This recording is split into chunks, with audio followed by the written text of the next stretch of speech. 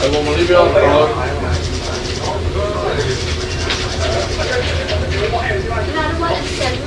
咁多位同學左邊啦，唔該，右邊唔該。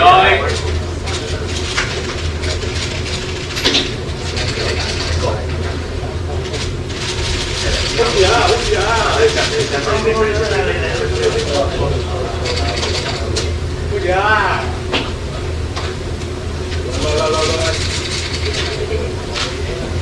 哎，我可能好多陣啊！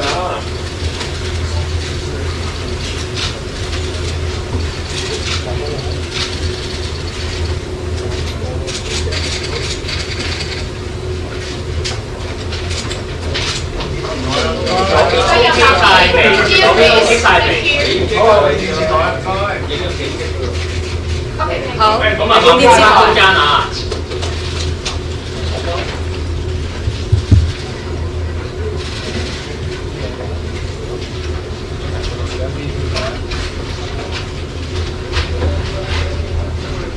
好，電視台係咪 OK 啦？係啊，未得。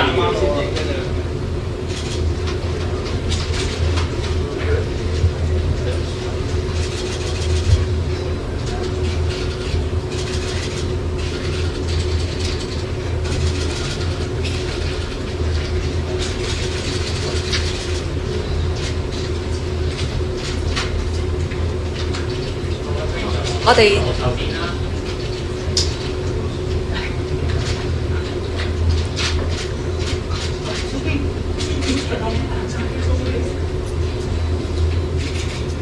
係咪差唔多啦？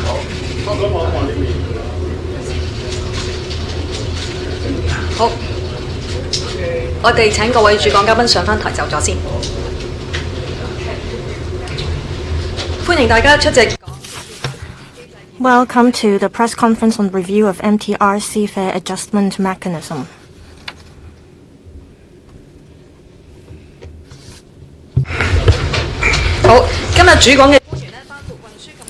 Today we have with us Mr. Lam Sai-hung, Secretary for Transport and Logistics, Ms. Mabel Chen, Permanent Secretary for Transport and Logistics, and Ms. Ida Lee, Deputy Secretary for Transport and Logistics, as well as representatives from MTRC, including Ms. Linda Choi, Corporate Affairs and Branding Director of MTRC, Ms. Jenny Young, Hong Kong Transport Services Director of MTRC, and Dr. Jacob Kam, Chief Executive Officer of MTRC. I'll now pass the floor to Mr. Lam. Media friends and fellow citizens, the government and the MTRC has finished the review of the fare adjustment mechanism, and the proposals have been endorsed by the Executive Council, and it will take effect starting from June this year. MTR is the backbone of the public transportation in Hong Kong. There are 4.5 million passenger trips carried by the MTRC every day, and it is close to the livelihood of Hong Kong citizens, and it plays an important role in Hong Kong. So we have a clear goal when we conduct a review this time. That is to provide stable fare and respond to public concerns and take into consideration the financial sustainability of the MTRC.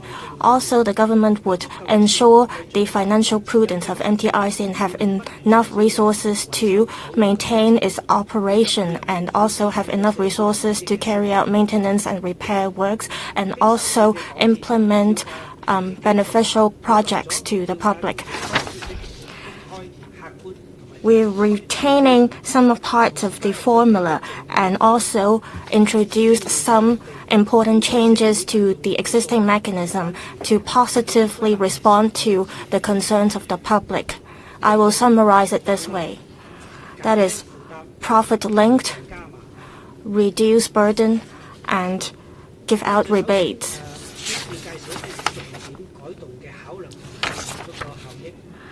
I'll briefly summarize the mechanism we have endorsed, and after that Ms. Mabel Chen will elaborate on the details. First, on profit-linked mechanism. We have achieved a breakthrough this time. We will link the fare increase rate with directly with the Hong Kong property development profits to respond to public's demands. We will modify the calculation of the productivity factor in calculating the formula.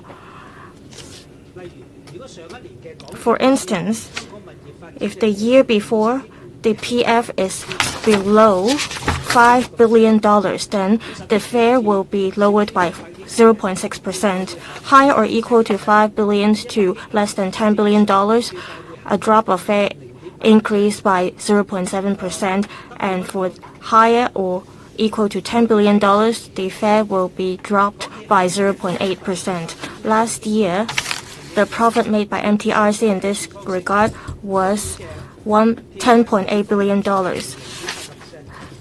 So, the fare adjustment rate for 2023 will be reduced by 0.8%. This way of calculating the formula would more directly benefit the public in the long run because the effect will be sustainable and it can reduce the burden of the public.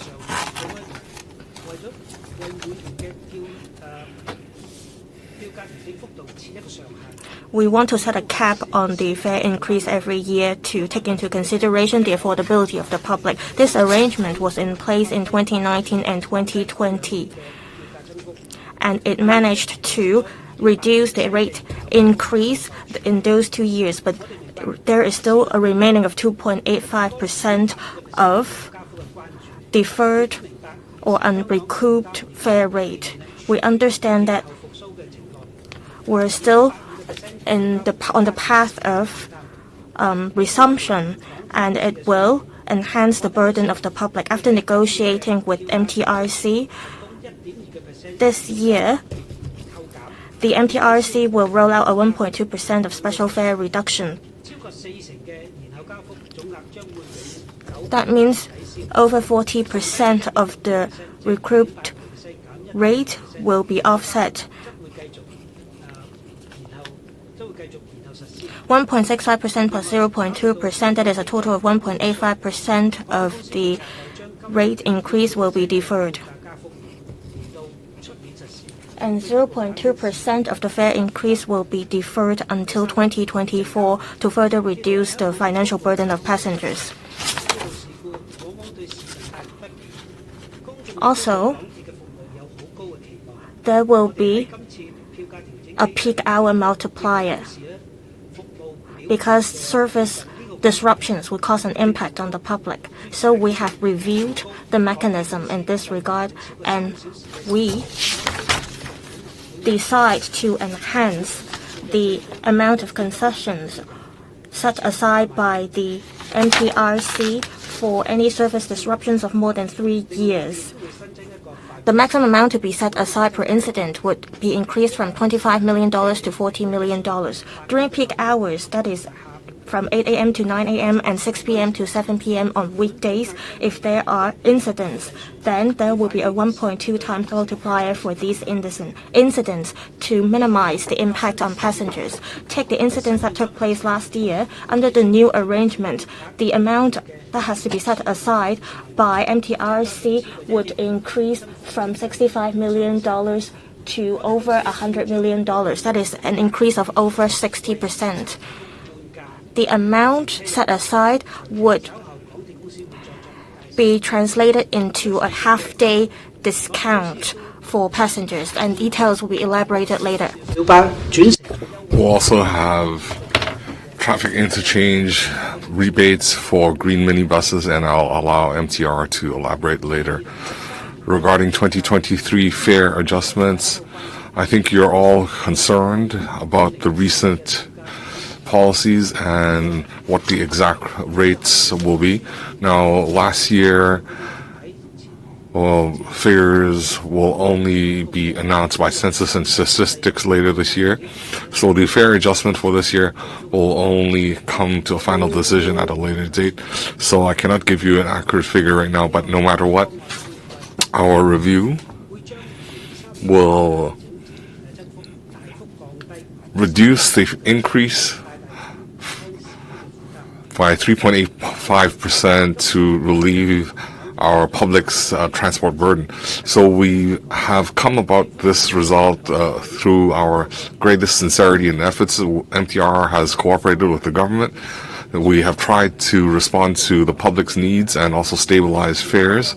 So we believe this is an adjustment that allows stability, sustainability in MTR's operations, and with the economic recovery after the pandemic, we hope that each traveler can accept a mild fare increase.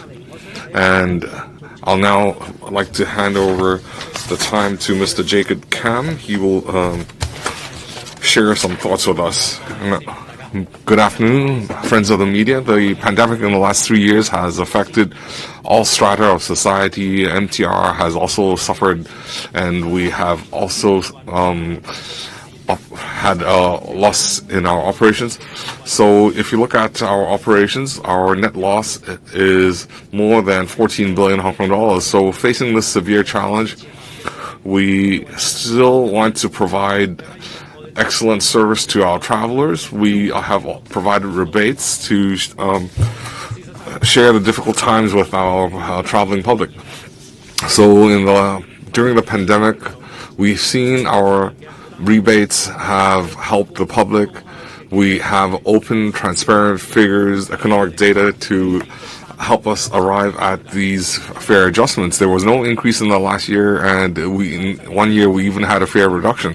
So after the fare adjustment review, we had a public consultation for 3 months. MTR listened to different stakeholders. We understand the public have concerns. We have to thank society, including legislators, academics, and the members of public. So there are concerns about MTR profitability, the affordability, and the current economic conditions, and so on. So after considering our long-term development, our financial arrangements, and different stakeholders' concerns, we now have a direct drive formula. We've also rationalized our approach. We take the property development profit to adjust our productivity factor, and that help us offset the increases. And we also have rebates due to incidents, and we have a direct rebate to our traveling public. We also have monthly fare programs to benefit different groups in our society. So previously we had a cap, and we have an accrued increase, and because of COVID we had special arrangements. So MTR needs to abide by the fare adjustment mechanism to maintain sustainability, but at the same time we want to support Hong Kong's economic recovery after the pandemic. So we have a one-off arrangement, and we want to see Hong Kong's economic prosperity and all sectors of our community improve. So therefore, this year's fare adjustment, we have a one-off rebate where the adjustment will offer rebates, and Ms. Jenny Yeung will give us a further elaboration. Now, MTR will continue to invest in property, so we need a sound financial basis, and the railway operations costs are high, energy costs are high, and right now our repair and maintenance is going through an important phase where we have increased repair and maintenance, so we need to do all this work to serve our public better. So MTR will continue to serve the public with the greatest sincerity. We'll invest in new properties. We will help build our community. And now I'd like to hand the time over to Jenny. Thank you, Jacob. Thank you, friends of the media, the public. Good afternoon. Just now, Secretary Lam and Dr. Jacob Kam had talked about the direction of the fare adjustment. So I'll go through the different items one by one. So while maintaining our transparency of our formulaic approach, the adjustment has 4 changes on this occasion. First of all, we have a link with property development profitability. And second, we understand that after the pandemic, the economy is starting to recover. So we have some rebates to relieve the public's burden. Third, we also have a special service rebate because of incidents. So we have a special day where we offer rebates. And fourth, we have some items, some recurrent rebate programs. So first of all, regarding our fair adjustment formula, in the past we've heard different views, and it is believed that there are two fundamental ideas in the formula, that is the inflation and salary increases are an important component of this formula. We heard about that just now from the secretary, and we've also heard about we've also heard opinions about productivity calculations, whether we can adopt a new approach, and so on. So there are views calling for profit sharing included into the formula. So the change on this occasion is to adjust the productivity factor. So it is linked with property development profitability to reduce the fair increase per year. So there is an offset effect. So property development profitability and fair adjustment are now linked directly. So if we abide by previous arrangements, then the productivity factor in coming years, because our operation costs are going up, the productivity factor will be zero. But under the new approach, we will make reference to the last year's property profitability, and it will range from 0.6% to 0.8%. We'll see that range of reduction. So as we announced just now, you can see that in 2022, our property profit was 10.4 billion. So our productivity factor, according to the chart, you can see there's a deduction of 0.8%. So according to the formulaic approach, we will make this adjustment. So after the improvement, we now take property profitability and include it in our formula. The second major point we mentioned is that Hong Kong has endured 3 years of pandemic. We're now recovering. So MTR, after discussions with the government, we have come up with a special arrangement to relieve the public's burden. So first of all, if you recall, in our cap arrangement in the last few years, there was a total of 2.85% that would be deferred till this year, and 40% of that is 1.2%, will be deducted. We will not increase that. So the remaining 1.6% will be deferred 1 year.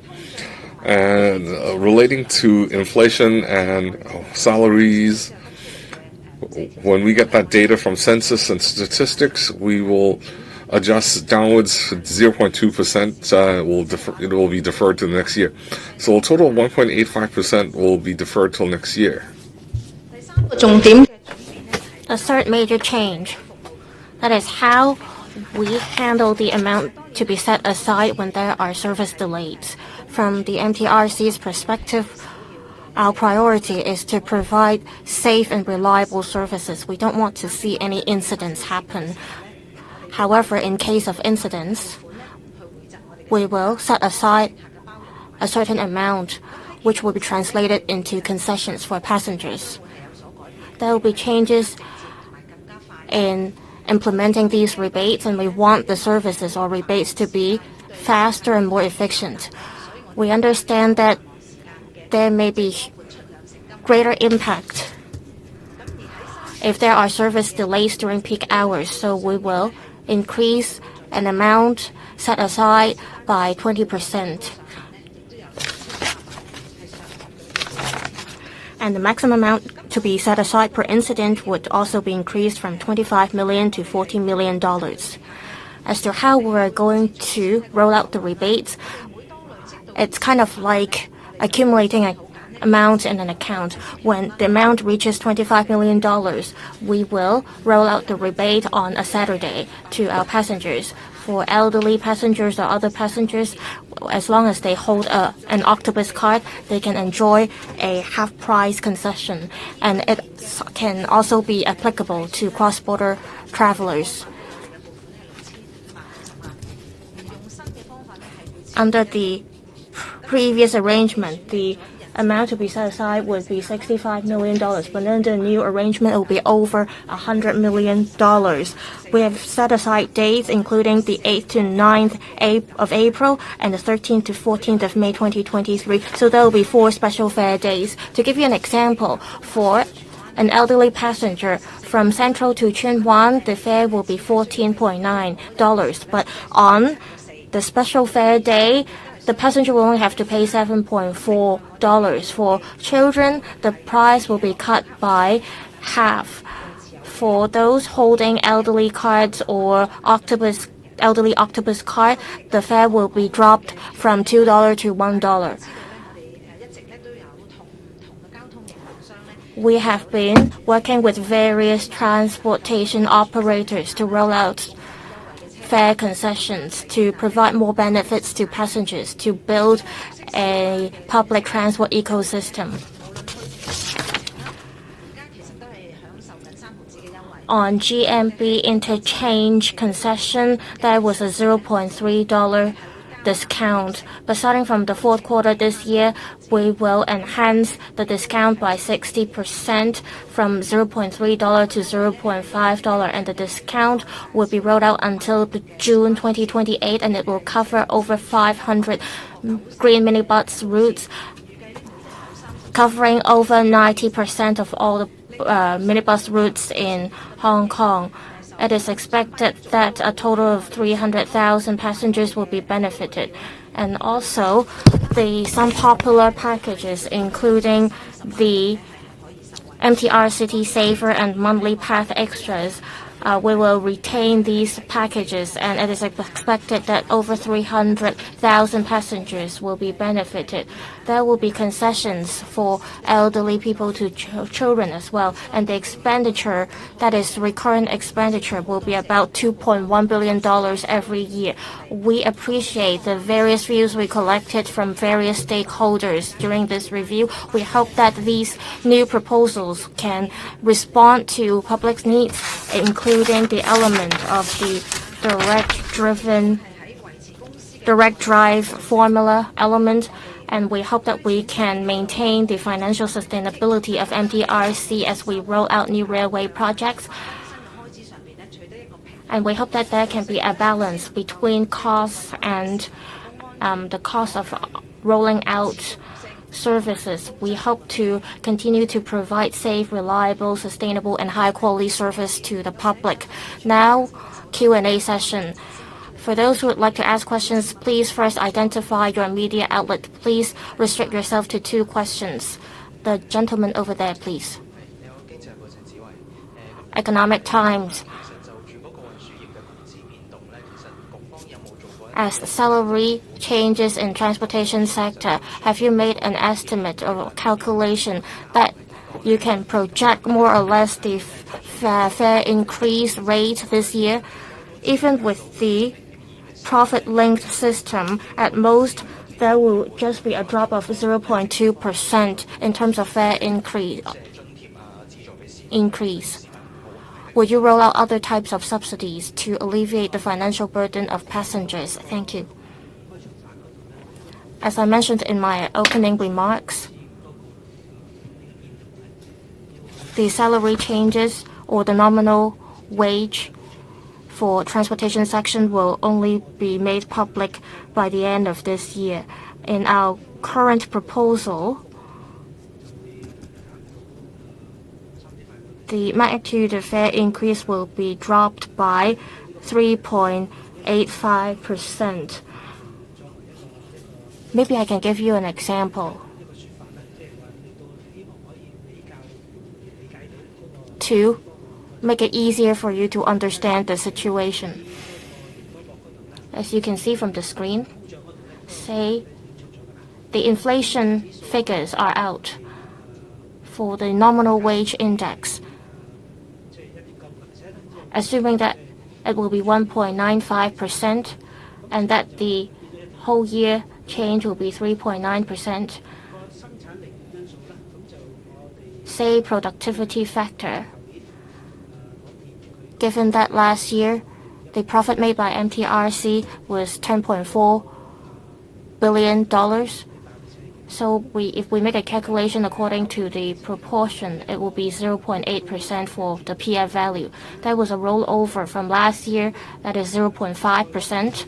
And over the past 5 years, there was a deferred increase of fares of 2.85%. Under this current proposal, there will be also a special fare reduction of 1.2%, and it will be wiped off. The remaining 1.65% plus 0.2% equals 1.85%, and this will be deferred until next year. So if you see the yellow parts here, assuming that the nominal wage index changes is 3.9%, that means the fare increase this year will be 2.45%. I have to stress that the nominal wage index is not out yet. So we have to rely or use the figure to be released by the end of this month by the government to make an accurate calculation. On the calculation of the productivity factor, we propose to link it directly to the Hong Kong property development profit. So this year we expect the value would be about 0.8%, taking into account the profit made by MTRC.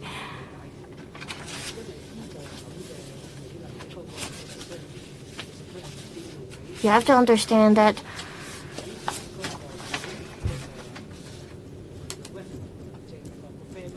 we have to look at the yearly revenue made by the MTRC. We take that into consideration when we make the calculation, and the amount is significant. Also, it deducts the basic fare or basic price. In the coming 50 years, there will be a drop in the fare increase rate.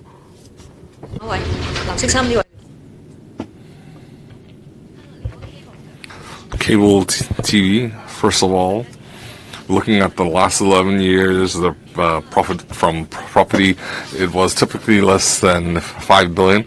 So that means you should deduct by 0.6%. But in the new formula, there's no 0.6% deduction. Well, there's no big difference. It's just a change in name. Just now, our colleague asked that, is there any forecast for this year? Is there going to be a freeze, an increase, or a decrease?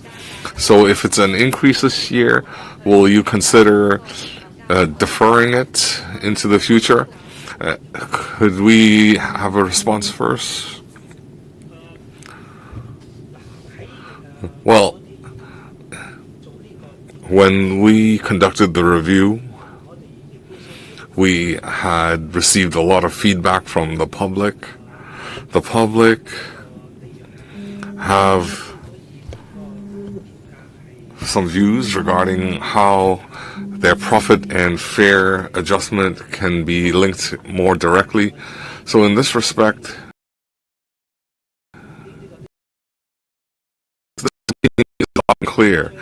So how do we fine-tune the formula, and how can we include the profit from property? So this is our response to the public's aspirations. Now, of course, in property development, there are profits and losses. It also has to depend on market conditions. But we feel, in this respect, the 0.6% or 0.6% today might be different from previous years. In previous years, there was a special rebate. The 0.6% did not make a deduction from the base fare, but now on this occasion, we have a reduction in the base fare. So it is perpetual, and that it will have a compound effect. There is a compound effect, and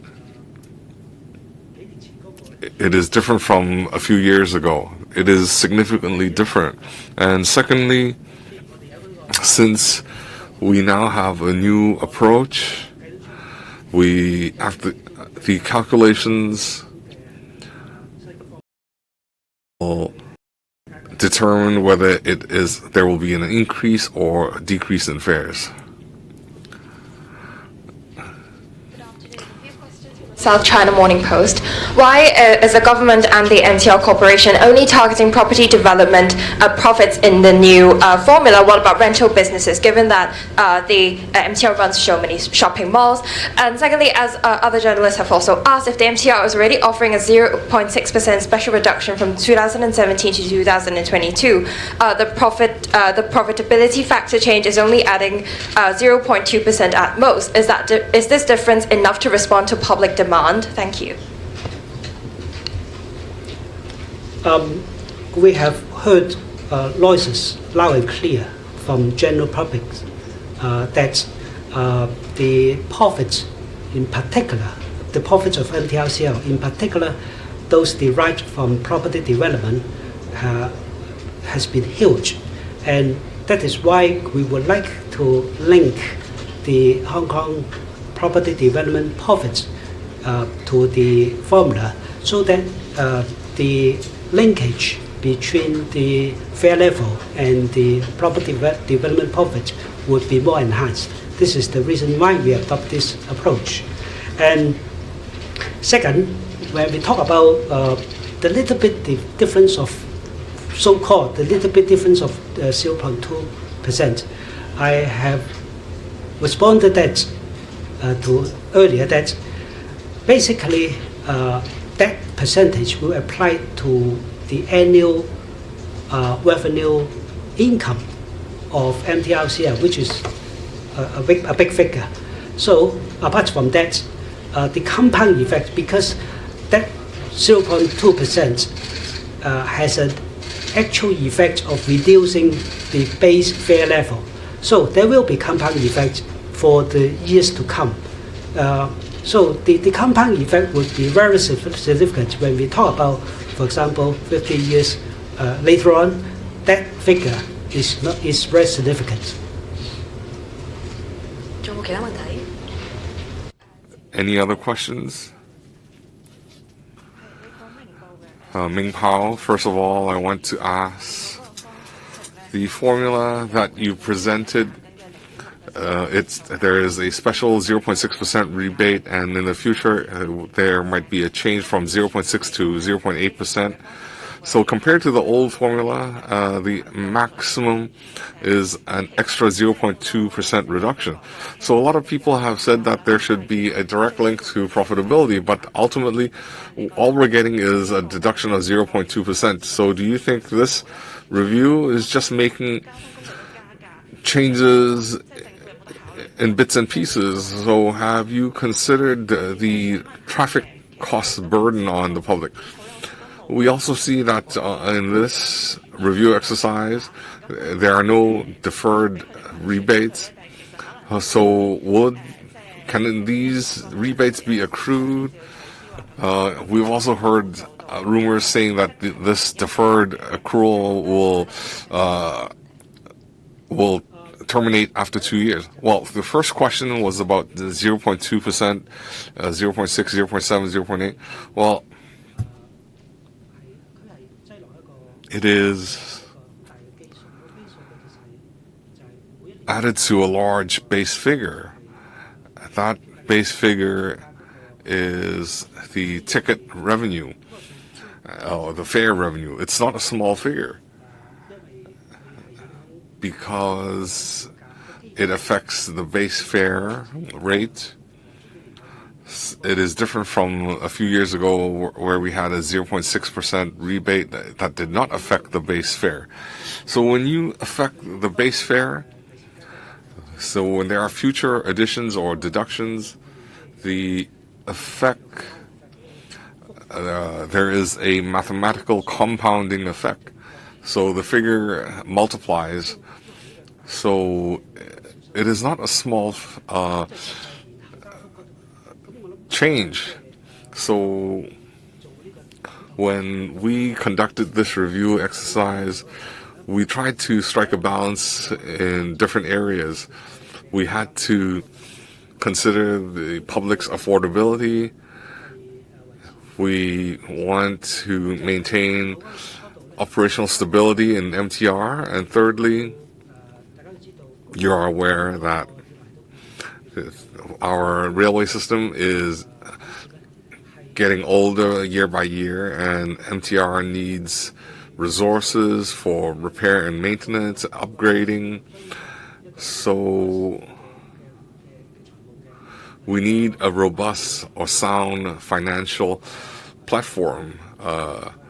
So that is imperative for our society and MTR. Regarding the fare increases, the deferred 2.85%, 1.25% of that will be deducted permanently, and that is some 40%. And this year's increase will be deferred 1 year. So the 1.85% increase will be deferred by 1 year. And every year, the public's affordability is first and foremost on our minds, and every year the increase has to be mild so the public can bear with it.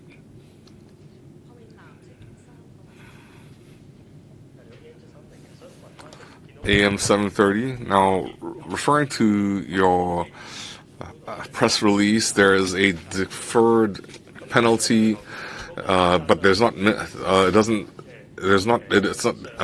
too much elaboration. So I want to ask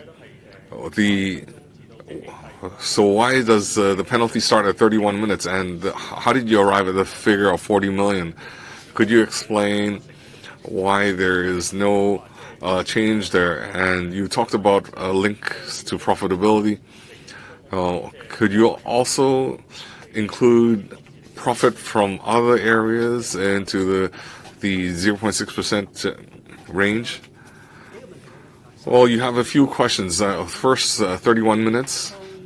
When there are railway incidents, I believe MTR frontline staff, they want to recover the system as soon as possible. We now have the time set at 31 minutes. Now, if we tighten the time frame, it would increase pressure on MTR staff. So there are some studies overseas that indicate by reducing the time, it might make matters worse. So that's why we want to set the time at 31 minutes. We don't want to increase pressure for frontline staff. So when they conduct repairs, we want them to do a good job. Regarding penalties, it's increased from 25 million to 40 million. At the same time, when during peak hours, we have included a 20% increase. Now, we believe that having a 20% penalty during peak hour is appropriate because it has a larger impact. We believe that can take into account of incidents during peak hour. Now, regarding commercial operations, it's rather stable. Every year, we take into consideration the rental income from operating shopping malls, etc. As we collect views from the public, we heard many voices saying that a lot of profits are being made by the MTRC on property development. That's why we included this element into our newly proposed formula. The gentleman at the back. Hong Kong 01. You mentioned that there was 2.85% of unrecouped fair rate. There was also 0.5% of unrecouped fair rate from last year. How are you going to deal with it? Also, the Chief Executive Council mentioned this morning that the government will take a prudent approach and take into consideration public affordability when considering fare increase, and that the government will act as the gatekeeper. So, Secretary, what are you going to do to act as the gatekeeper here, as we have been seeing fare increases in public transport recent years? On the 0.5% of unrecouped fare rate that has been included in our calculation this year. Well, on acting as the gatekeeper, I want to make it clear. That is, within our entire review of the fare adjustment mechanism, we had a few goals that we wanted to achieve, and they are clear. We wanted to achieve a stable fare adjustment mechanism to benefit the public. Secondly, we hope that the fare adjustment can respond to public's aspirations, so that there can be a direct linkage between MTRC's profit and the fare adjustment. Thirdly, MTRC as the railway operator, it has to shoulder a responsibility. It's been operating for some 40 years. So some of the railways are aging, and additional resources have to be put in to carry out the maintenance and repair works, or to carry out what we called asset renewal for these railways, so that a safe and reliable and efficient system can be ensured. We're all clear about this. Under such circumstances, to sustain the operation of the MTRC, it requires resources to maintain its aging railway system. I think this is a clear goal that it has to achieve. So in our review, we want to take into consideration this factor, so that the ultimate fare imposed can be within the affordability of the public. Lady at the back, RTHK. There are views that the fare adjustment mechanism should be scrapped, because we're only seeing fare increases over the past years under this existing mechanism. Why is the government insisting on this fare adjustment mechanism instead of considering other proposals? Or why not, when MTRC is making profit, you prohibit them to raise the fare? Thank you. This is taking into consideration open and transparent data when we come up with this mechanism, including the composite consumer price index and nominal wage index. We think this is a good mechanism because it is an open, transparent, and mechanism that is easy to understand. Previously, the public may not be familiar with the way we calculate the productivity factor. That's why we are proposing a direct linkage between the PF value and the Hong Kong property development profit when we calculate the fair adjustment. We think that the formula that we have been using is suitable. The lady over there, I'm from TVB. Understand that during public consultation, there were views that the fare increase should not be accrued or deferred. Why did you not adopt the views and why did you not set a cap on the fare increase in this sense? We have to respect the agreement in place. In the past, there was deferment in fare increase and they were accumulated. And the rate is 2.85%. And this will be permanently taken off in our calculation. As we negotiated with the MTRC, we were of the view that we are on the path of resumption after COVID. And we hope that there could be a moderate recouped fare increase. So we decided to defer it for another year. And ultimately, we take into consideration public affordability. Last question. Okay, so is linking property revenue to fare adjustment the only way that the authorities have considered to reduce the fare hike? Because given that there are other factors like consumer price index, but actually deflation seldom happens. And Secretary said your aim is to stabilize the fare adjustment. So given the continued rising inflation, is there other ways to do this? And the second question, because now the productivity factor is now kept to 0.8%. So other reporters have said that it's only a 0.2 difference with what we have now. So what are the concerns behind? Thank you. First, on putting the property development profits into the equation, we are consider that this is quite appropriate because this is this reflects the productivity, and actually in the formula there is already a consumer index packed in that.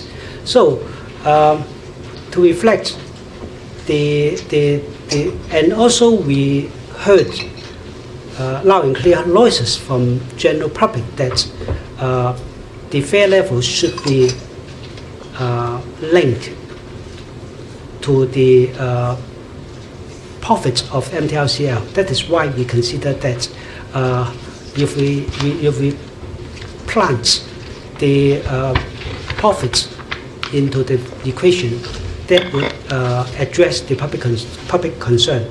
Second, on the magnitude of 第二咧就係呢個0.2%嗰個幅度咧，我之前講過啦，0.2%咧係會去應用喺年度收入嗰度噶。咁因為咧嗰個年度收入係一個好大嘅數嚟嘅，咁呢個0.2%咧，佢係有個have a compound effect in later on whenever there are fare adjustment or not. For example, if the railway is to be there for another 50 years, every year that 0.2% will come to play. 好，今日記者會到呢度，多謝大家。That concludes the press conference. Thank you.